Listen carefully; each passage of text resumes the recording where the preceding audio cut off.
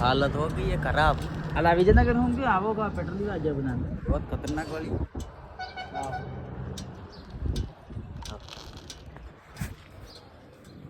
कौन तो फाइनली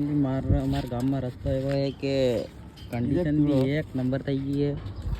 और ये आड़ी साइड ते मारे भी पासी कंडीशन खराब हुई से even ये बात नहीं है ये बात नहीं है मारने तक ये पर मार भी कंडीशन भी कतरी खराब हुई से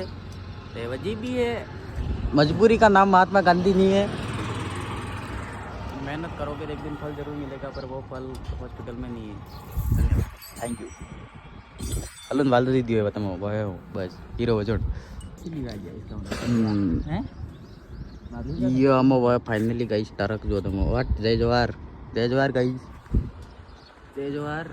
और बाकी तो वो है यो टावर है और यो विजयनगर है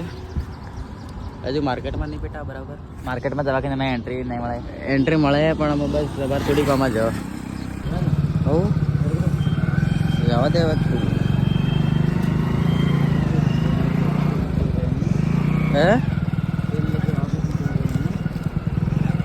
तेल लेके निकली से रहे अपन अड़ी से कहाँ से निकले जाए तो तेल तो नकले है मात्र तेल तो नकले है मात्र तो चढ़ाइयो हाँ एक कोतले होते पड़े अपने